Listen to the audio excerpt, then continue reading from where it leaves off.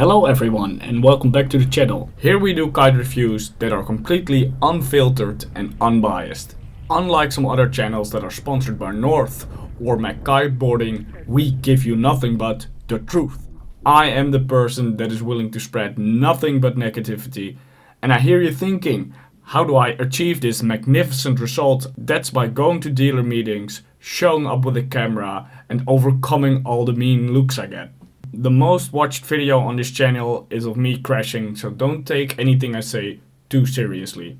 Let's get into the video. And the first piece of equipment that I want to mention is a bar. It's the North Pro bar. And I hear you thinking, what is exactly a pro bar? Well, I will dive into that.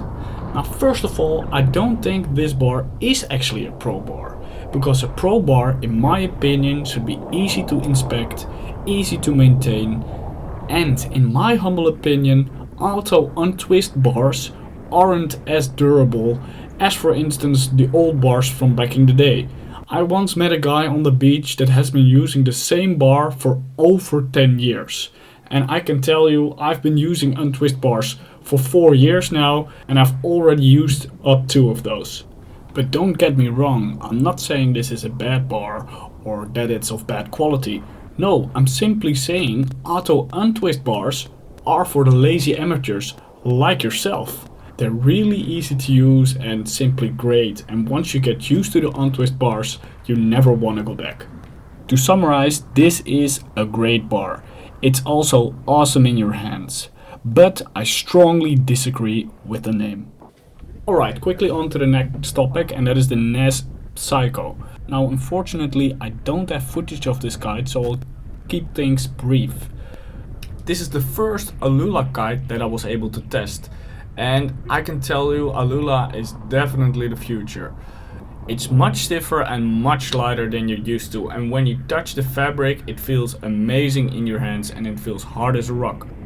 Now, this is especially useful when it's absolutely nuking. I'm talking 30 knots and up. However, I tested this kite in around 22 knots and it wasn't that impressive. I felt a bit underwhelmed, especially after anticipating these new materials. My expectations were high, and since it was only 22 knots, I wasn't able to use this kite to its full potential. However, the back lines have a little bit of slack that enables you to steer the kite to the sweet spot and then start boosting. So therefore you will be able to load this kite up and boost really high with it if that is your main goal with regards to a kite. So if you're all about boosting, this is definitely a good pick. Alright, and now the best kite for progression, and that is the North Orbit. Now here you see a side-by-side shot. As you might have noticed, these kites are quite similar. And I'm going to keep things simple by just saying that the North Pro is just a little bit better, but also a little bit more expensive. What these kites both do well, and what in my opinion is the reason this is the best kite for progression, is that they really give you confidence, and they do that by letting you know where the kite is, especially when you're jumping and the kite is almost flying behind you and you're about to heli loop.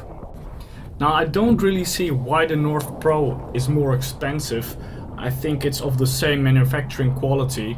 So the Orbit Pro is a great pick if you want to get into kite looping, and the normal Orbit is also great, but just a little bit of a lesser pick in my opinion. The Orbit Pro handles well, especially for an amateur like me, so you don't need to be a pro to handle the Pro Orbit.